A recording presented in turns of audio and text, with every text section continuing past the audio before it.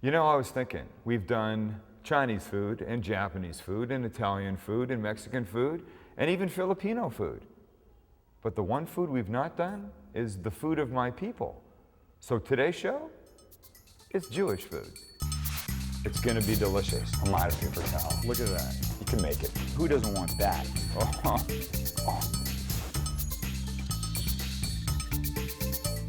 Let's start with a Jewish 101 first, and we'll go right into the heart of it with the religious part.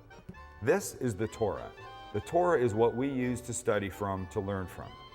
The Torah is the first 5 books of the Bible, Genesis through Deuteronomy.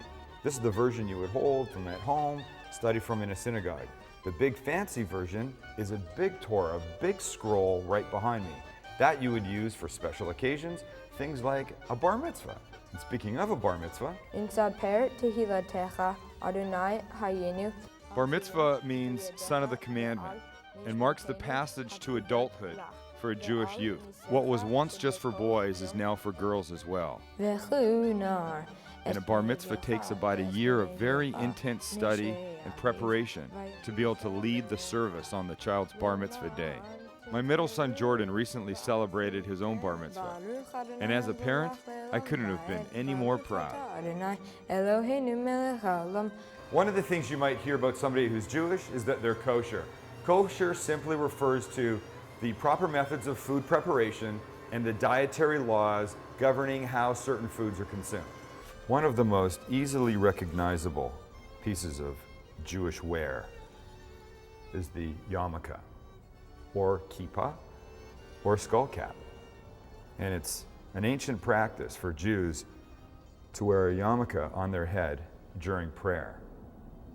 Over the years, it's just become practice to wear it, not just during prayer, but for some Jews, all the time. And you'll see people walking around with a yarmulke on their head. They make them in all different types, styles. It almost doesn't matter. What matters is that you've got one on when you want to have one on. And if you want to wear a lime green one, crochet, you wear a lime green one. God will take any type. But let's not forget, this is a show about food, and we've got to get to the food of my people.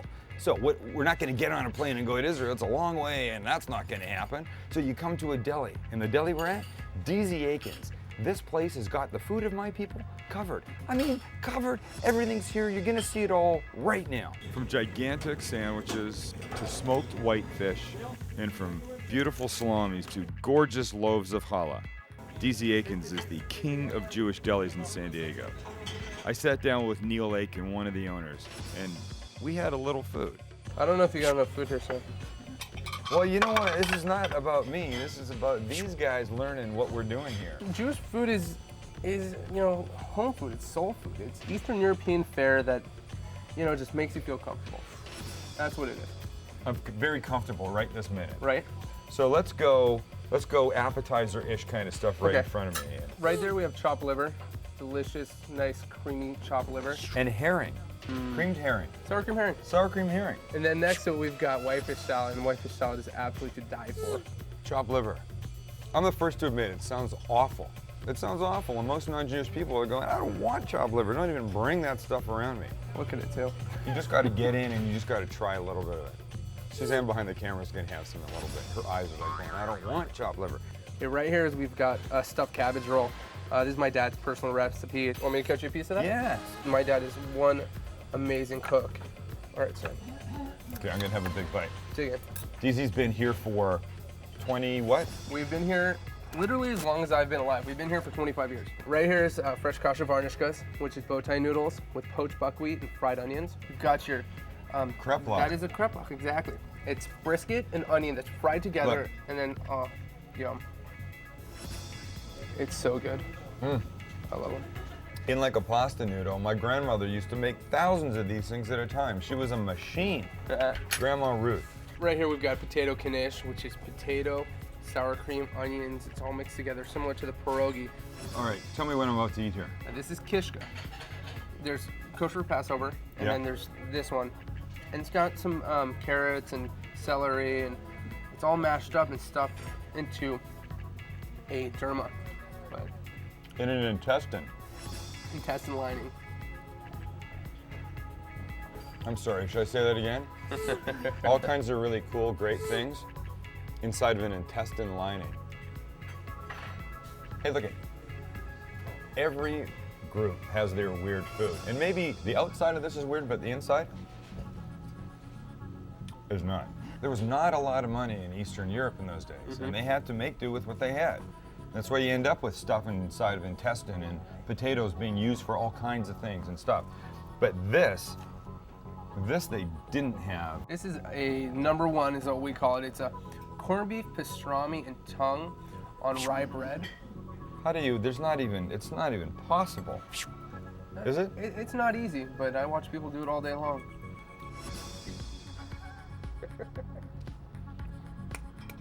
Deli food? Oy vey.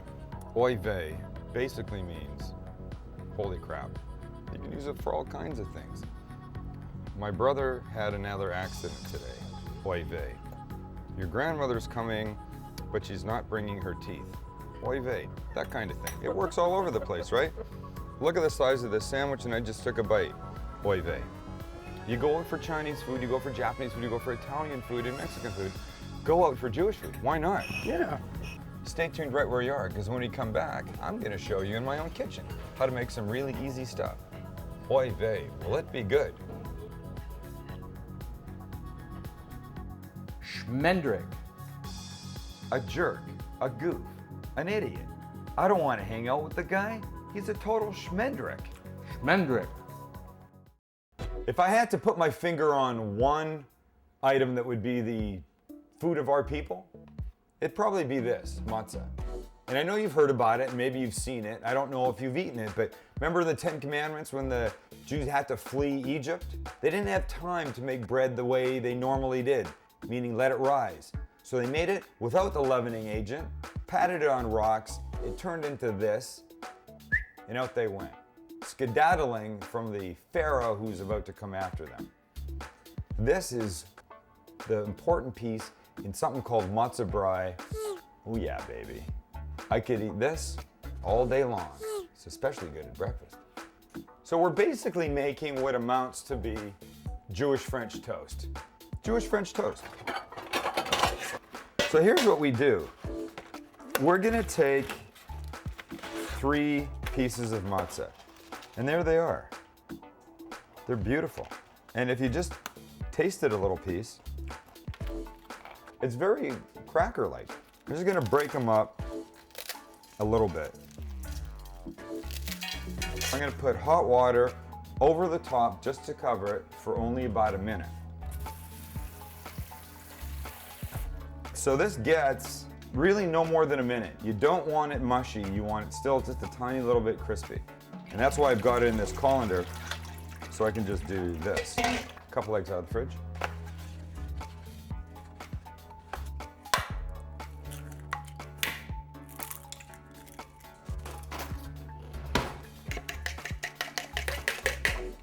Tiny bit of salt.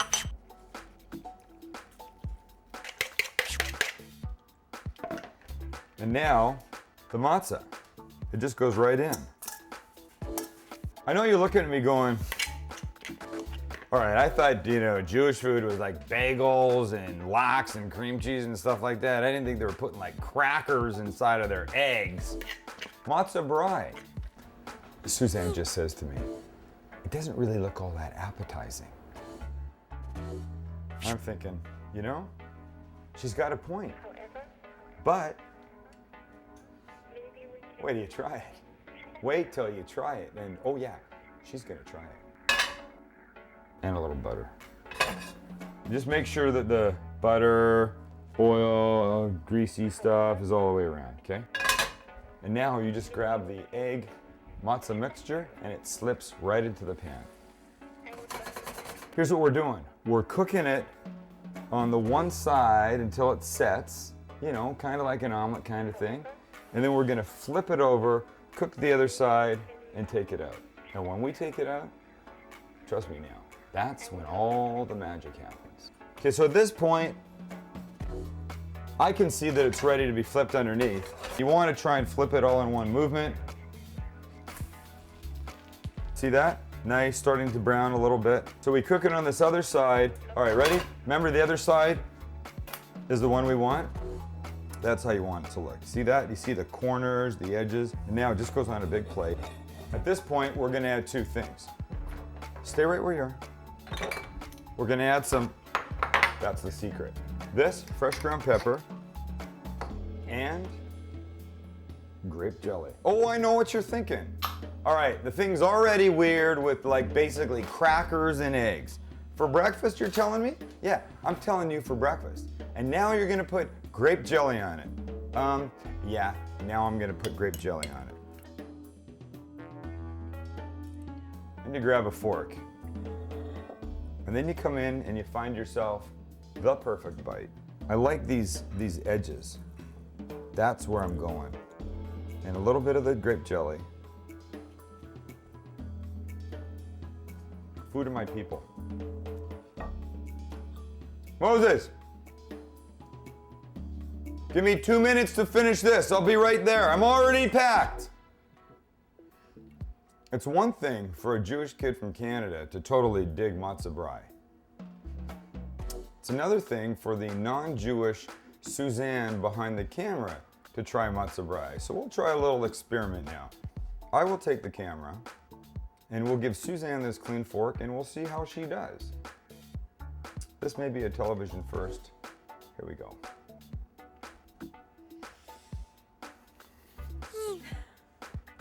Ready? Go for it.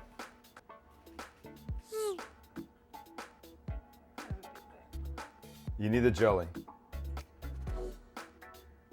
Yeah.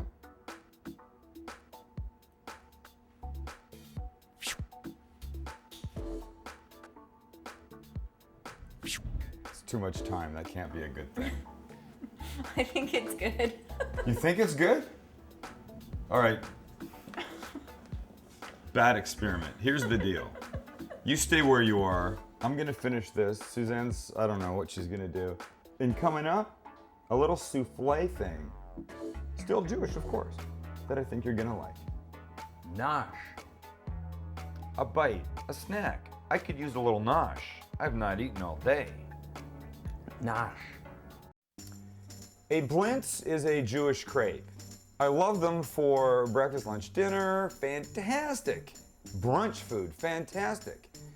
Classic Sam the Cooking Guy, classic blintz dish. We're going frozen blintzes that are gonna be the base of our blintz souffle. You're gonna love this.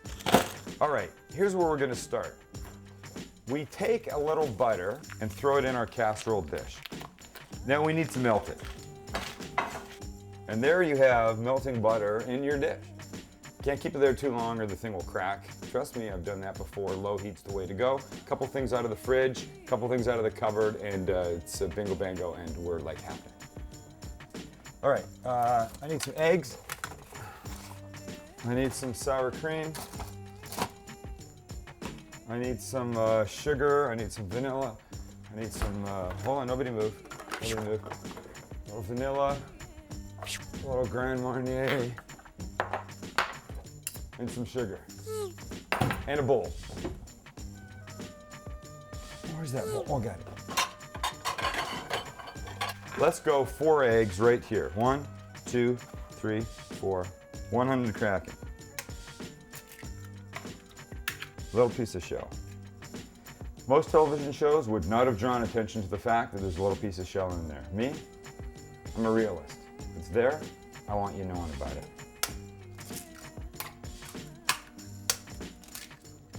Oh yeah, I'm good. I'm not even looking. I got them all in too. Beat the eggs. That was obvious. I probably didn't have to say that. I could have just been doing it and you would have known what I was doing. Add some sour cream. Sugar.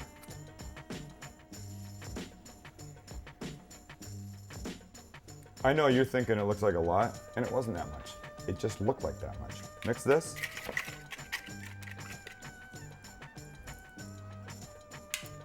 So now I'll just break this up so it'll melt nicely by itself. A little vanilla. And a little. Crème marnier. Whisk. Now you notice what I've got is I've got myself a box of plain cheese, the traditional type that I'm gonna put in. And I've got the blueberry type. So we go one side plain, one side blueberry. Hey, if you want to go 1-1-1-1, you go 1-1-1-1. I like to know what I'm dealing with.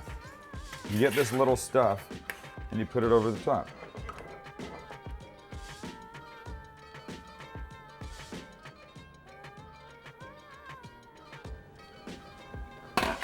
Maybe you're thinking to yourself right now, Sam, is making food like this going to turn me Jewish? No. I say, making food like this is going to turn you happy, because it's good. Eat Chinese food, eat Italian food. Try the food of my people sometime. It's all good. Now we take it, it goes in an oven. And wait till you see. That's going to come out and it's going to be fantastic. It's really good. You're going to like it. A lot. The Blintzes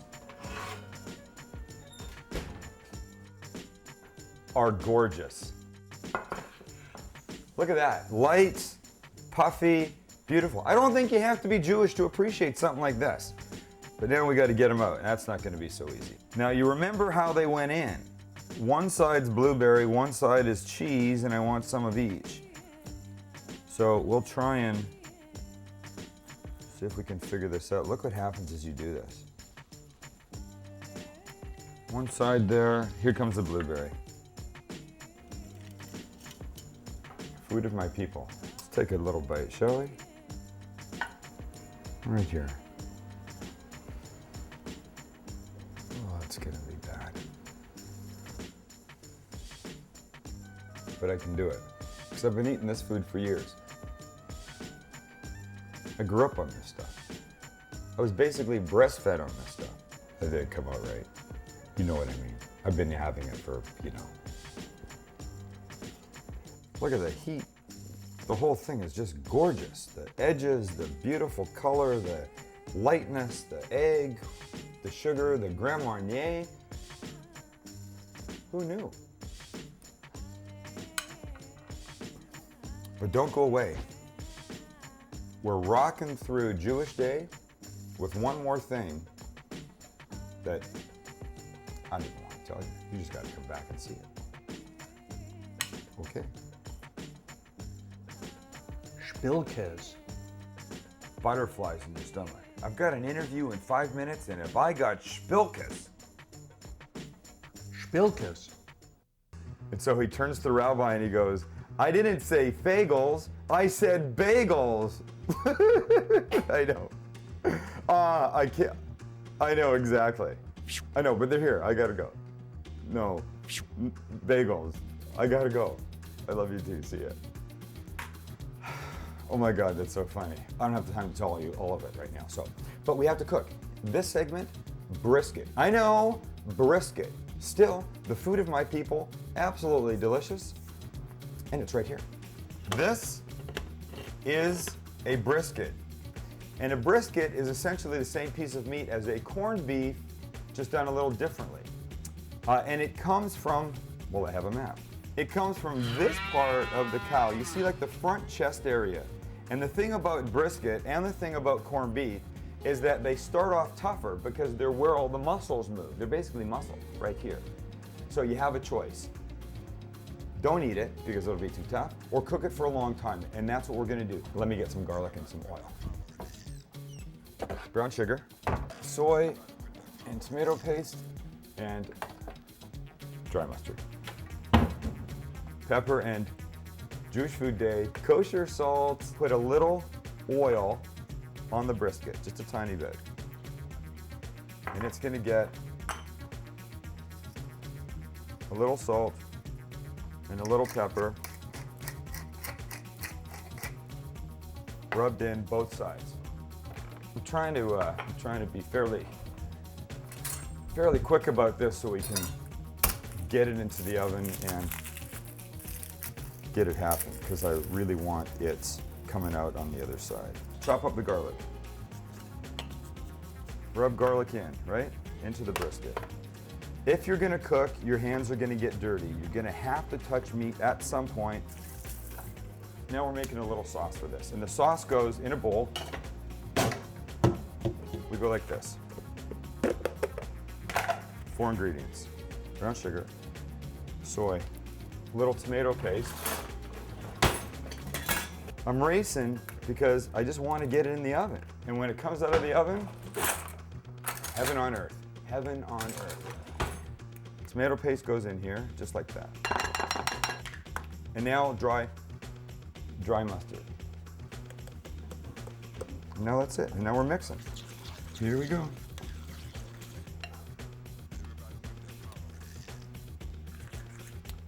Oh yeah. It needs to be covered in the oven, the whole thing. So here's what we're using. We're using this big, heavy-duty cast iron pot, and throw a little bit of onion over the top of this thing. Good? Peel this off. Throw half on the bottom. The other half we cut and it just goes on top. Take the brisket. Goes into the pot, right? That's perfect. The sauce goes on top of the brisket. Smush it around like this. The rest of the onions, bang them on the top. Lid goes in. And then this whole guy into the oven, 325 degrees. We're gonna go like 2.5, 3 hours. I know, it's gonna seem like a while.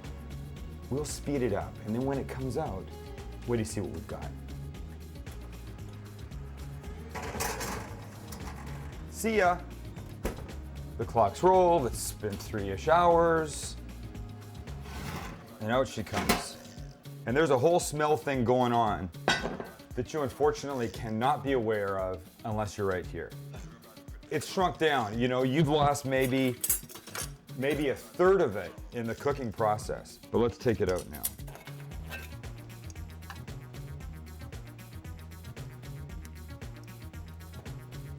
Now what's happening here in smell and tenderness, check that out.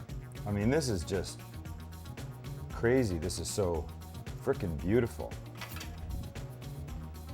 We got to cut ourselves a little piece of this. Whenever you cut anything like this, you're going against the grain. You want to, oh my. It cuts a lot easier when it's a little cooler. Oh my God. The sandwiches that this is gonna make, off the hook. I can't even, there's a word for this. Schmeichel in Beichel. Yeah, that's it. Schmeichel in Beichel. It's a feast for the senses. The smell, the taste, and the stomach. Talk about the food of my people. This thing goes way back. It's not going to be around long, but it goes way back. Jewish Food Day with Sam the Cooking Guy. I know I've enjoyed it. I hope you guys have. If you want any of the recipes we made today, check the website, ctn.org. What you got there, Neil? Some tongue. But it's delicious. That's disgusting. That's great. I'm not eating any now. Dry mustard. Oh, gotta do that again. Oh, excuse me. Not shooting? I was, it's too bright. I know, it's been a while. Go ahead. It's been a week for you. Stop You gotta it. push that little red button. You want it to say REC on the inside. Can you believe what I have to work with here? One of the cool things about DZ Aiken's, totally deli style, is that they've got these pictures of celebrities all over the walls, and they go, hey, Sammy boy, we're gonna put one up of you. I thought that's the coolest thing in the world, and they did. Very funny, that's all I have to say. I wanna know who drew that. You know what? That looked Like terrible on that. camera. Oh, because God. I have a I totally can't do wide that. shot and it's like. I can't do that twice. I told you that was going to happen. Good afternoon, ladies and gentlemen. Welcome aboard American Airlines Flight 714, San Diego to Honolulu. Our flight time this afternoon will be approximately 4 hours and 45 minutes, like I've done it before. What can't I do? Honestly, oy vey. A Blintz is basically a Jewish crepe, and that is my phone ringing. Hang on. Oh, God. It flipped too many times. Let's not do that. Let's do that again.